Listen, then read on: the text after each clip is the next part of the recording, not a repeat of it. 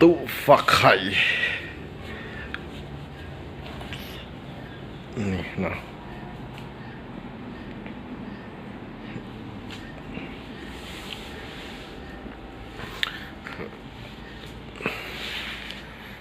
ฟักไข่เป็ดไข่ไก่ไข่นกกระทาไข่ยังก็ได้มี2 ถาดนะใส่แล้วเดี๋ยวมันกลับเองมันเนี่ยนะเนี่ยมันกลับเองมันหลดมันสิหมุนตริวคือเอาละนะไม้ไว้อันนี้นี่ยังบ่ฮู้วันที่ใดก็เลยบ่ได้ไม้ไว้อย่ามันอันนี้สั่นหนึ่งอีกสั่นหนึ่งนี่เนาะอีกสั่นหนึ่งเดี๋ยวเพิ่มแสงให้ก่อนยันบ่เห็นอีกสั่นหนึ่งนี่นะนี่อันนี้เป็นไข่ไก่ง่วงเนาะได้8 หน่วยละนะทั้งลุมนี้เนาะเวลามันเบาะแล้วเอาลงมาไว้อยู่ลุมนะเห็นว่า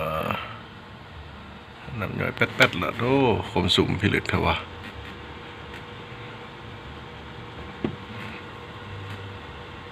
สุ่มแท้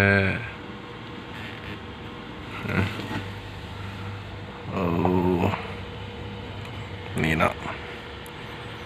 ตู้ฟักไข่จากซอเวียดนามนำเขาเนาะไอ้เหี้ย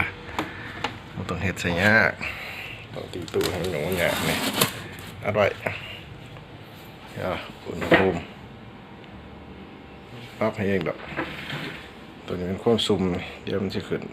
ตั้งไว้ออโต้มีไก่มีเป็ดมีนกกระทาเนาะอันนี้ใส่ได้ต้องกันเม็ดไก่ประเภทไก่นี่ไก่ง่วงไก่ยังในเม็ดอันพวกไก่ฟ้าอันนี้นกกระทาหน่อยนี่นี่ก็จะมีบอกยังไงถาดใส่น้ำ2 อันขึ้นมาแล้ว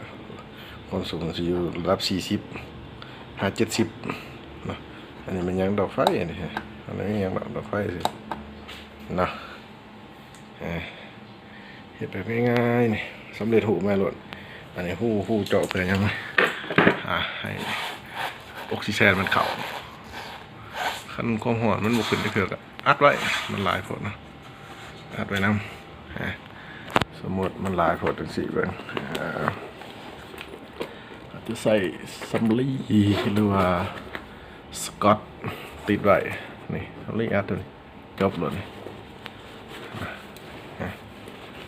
ง่ายๆคำมันลายซัมลี่อัดด้วยซัมลี่กับสกอตติดก็ได้นี่นะดูผักไข่สนใจกับติดต่อมาได้เนาะอันนี้แอร์ด้วยนี่อันนี้วนว่างเนาะจะเข้าใจ